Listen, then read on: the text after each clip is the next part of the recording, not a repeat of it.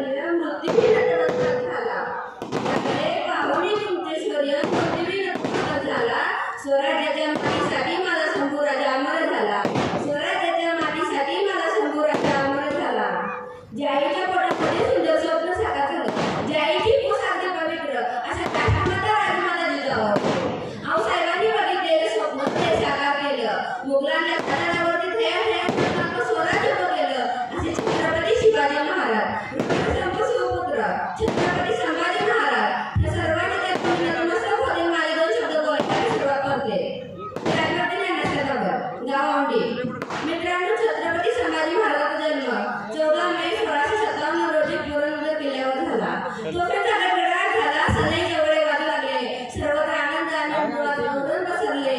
सह्याद्री उंचीच्या आकाशाने दिल्लीकडे ताट मानेने पाहू लागली. भगवा झेंडा अभिमानाने फडकू लागला.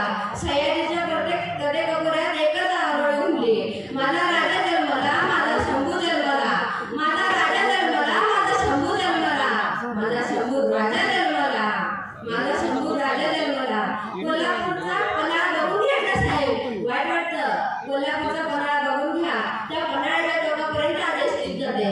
त्या पन्हाळ्यात काय घडलं माहिती का तुम्हाला? तो पन्हाळा फक्त शिवाजी महाराजांची साक्ष नाही दे, तर त्या पन्हाळ्यावरती शिवाजी महाराजांची संभाजी महाराजांची शेवटची भेट झाली होती.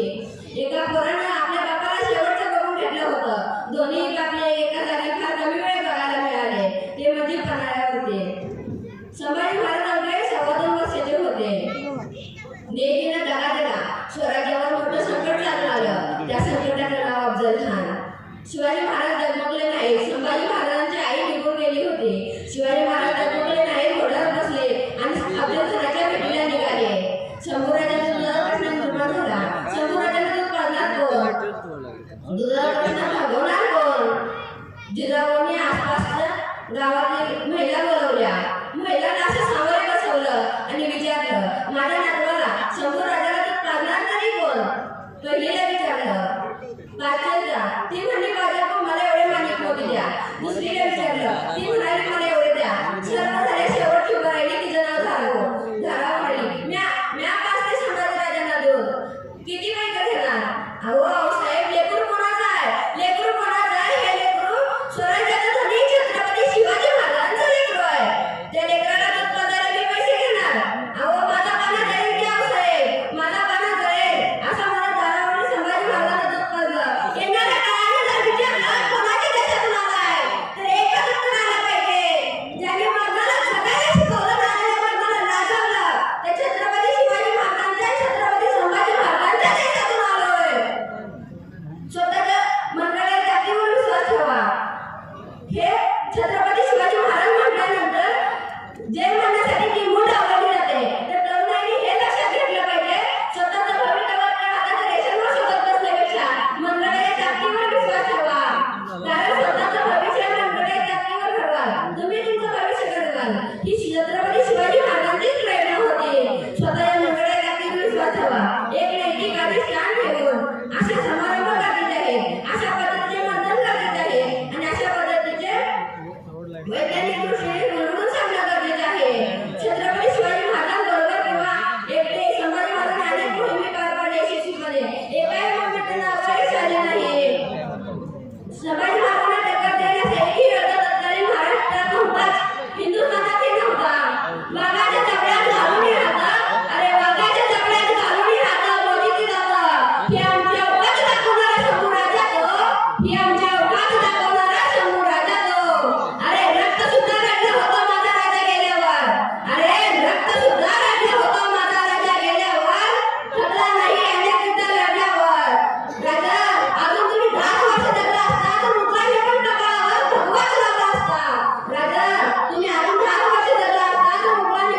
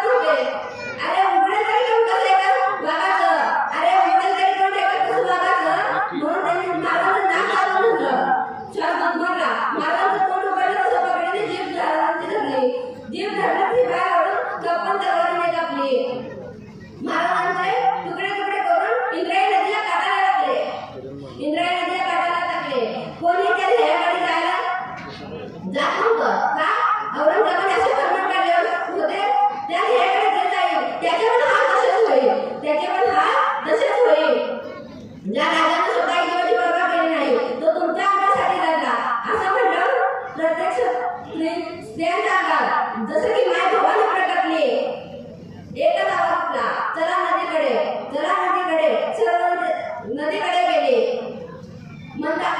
मंद प्रकाशात त्यांनी संभाजी महाराजांचे ध्येयाचे तुकडे गोळा केले आणि महाराजांना अंत्यसंस्कार केला जाता जाता एवढंच म्हणे छावा तो सिंहाचा फक्त माझा शंभू राजाच्या सोबत हो छावा तो सिंहाचा फक्त माझा शंभू राजाच्या सोबत हो धाक त्याच्या तलवारीची घेऊन तो शत्रूवर धावतो धाक त्याच्या तलवारीची घेऊन तो शत्रूवर धावतो या थोर महापुरुषांसाठी सर्वांना उभं राहायचंय दोघांच्याही कानाला घेऊन आला होता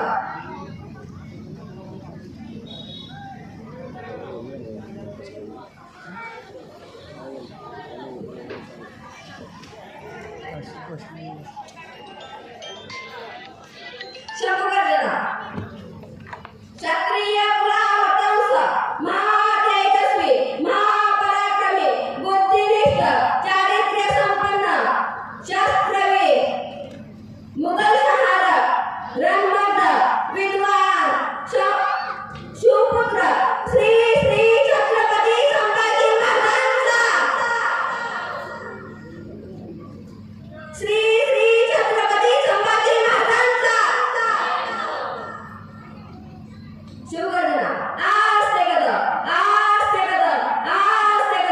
महाराज गणपती गज अश्वपती भूपती प्रजापती सुवर्ण रत्न श्रीपती अष्टवधान जागृत अष्टप्रधान ज्येष्ठित न्याय अलंकार मंडित शस्त्रास्त्र शास्त्र प्रालंकृत राजनीती धुरंधर प्रौढ प्रताप पुरंदर क्षत्रिय कुलावतंस सिंहासनाधीश्वर राजाधिराज राजा शिवछत्रपती महाराजांचा राजा शिवछत्रपती महाराजांचा राजा शिवछत्रपती महाराजांचा राष्ट्रमाता जिजाऊंचा धन्यवाद मला इथे बोलण्याबद्दल जी संधी दिली त्याचे मनापासून आभार मानते